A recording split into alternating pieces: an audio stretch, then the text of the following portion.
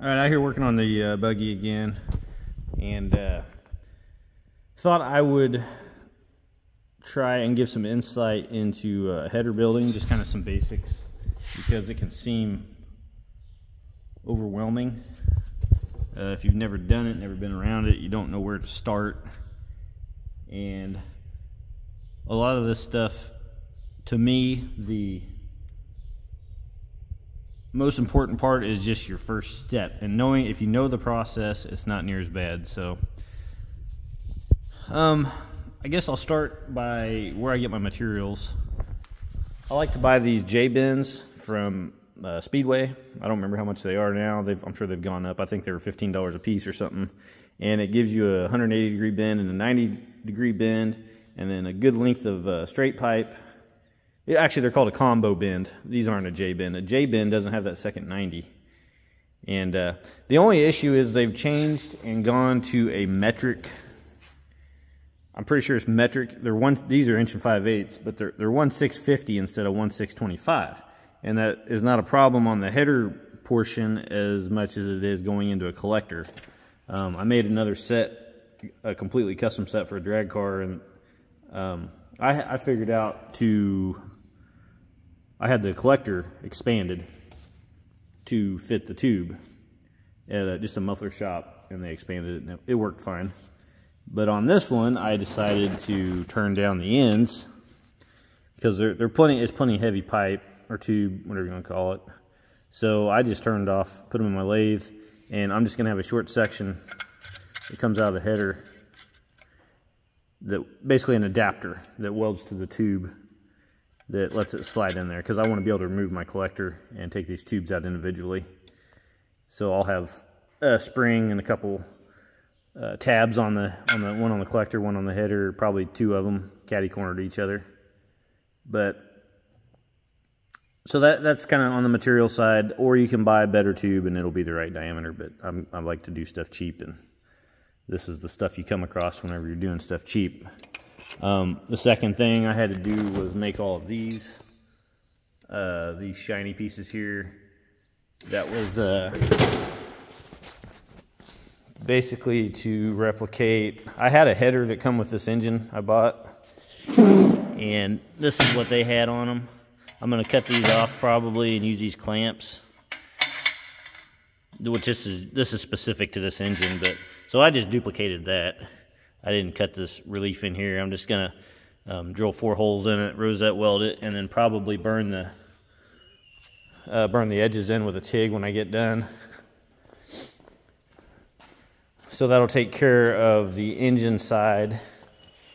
And then next is the collector, and I was going to do a tri-Y, which is what that header over there is, but I decided against that. Just bought a common collector for this first one anyways. I may down the road build another header that's a tri-Y and stuff. I'm kind of at the point where I just want to get this thing going. So anyway, bought the collector from JMD Tube. They seem to be the best price, and I think it's a small shop, which I like to support.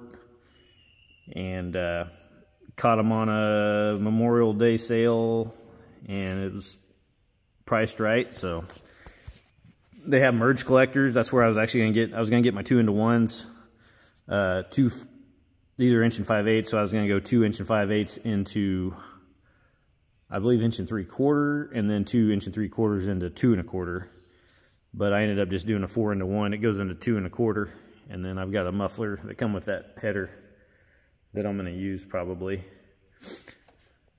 So once you source your materials, all right, next step is you got to start visualizing this stuff. You know, get a rough idea what you want to do, but don't ever be afraid to change as you go. So first thing you got to do is get for me anyways, I don't know. Nobody's ever showed me how to build a header. I just come up with this on my own. So you got to get your collector in space. So to hold it there, you just got to do whatever you got to do. On that drag car I made, I used a exhaust clamp on the collector and then welded a piece of metal to it, and I clamped this tab to the frame rail and got it where my collector was where I wanted it, and then built my tube to it. This one, I made a tube because this set doesn't really have anything good to clamp on. So I just made a tube, one of these, and welded a bracket to it and bolted it there. and this is just sitting there. I got it zip tied now to hold it up into place, but once I get my first tube on there, then I can take this out because this is in the way. Whereas if you had a clamp on it, it would not be in the way, but this is. So once I get one tube on it, I can take this out and it'll still be in space where I want it. And then once you get that done, basically it's just kind of like Legos. These are just in here. This is probably not how it's going to be made. I'm just sticking them in there. On a car, you need to be aware of the spark plugs, and I read a tip one time to put a spark plug socket on each spark plug while you're building the headers. That way you don't get yourself painted into a corner to where you get the header on and you can't get your spark plugs out. That's something else here. Well, like this ain't going to be so bad, but sometimes on a header you'll have a... well, I can show you on my drag car just a second. Sometimes you end up with... Sometimes it's unavoidable, but you end up with a bolt behind a bend, and you've got to be able to get that bolt in and out. And a lot of times you got to, like on this one's not quite so bad, but if you had an even tighter bend, you've got to take the header loose evenly so that the header can come back as you're backing the bolt out, because there's not room for the bolt to come out. It just immediately hits the tube. So it almost has to stay in the flange to get the header off. But that's something else to always be conscious of trying to work on it, because servicing this stuff is... it's part of the game. But anyways, after that, you know, try to be aware of your header lengths, your tube lengths, and stuff like that. This one is probably not going to be long enough. I don't care. Again, this is just connecting A to B so that I can get exhaust on it. But you need to try to keep your header lengths, your header tubes as equal as possible. So like at your farthest tube, it's going to be a direct shot, basically as quickly as you can get it to the collector. But you get to this side, well, this is 12 inches shorter, so you got to come up with 12 inches of header length. So I'm probably going to come down and do a U-bend, or come up around this engine mount and then back down into the collector, just to try to get them close. You know, ideally you want them the same, and ideally there's an ideal primary length to the tubes, but sometimes you just need to get it done. So that's kind of where I'm at on this, is I just want to get it done, and then down the road I may build a tri-Y header for it out of stainless, but for now that's not the issue. I'm just going to get the thing going. So, but like these, I've just got those stuck in there so that I'm aware of where the tubes come out, so I don't start on that first one and get myself in a bind down the road on the fourth one. So I know that I've got room to at least get out of the head and then make it turn. So I've just got them stuck in there for now. But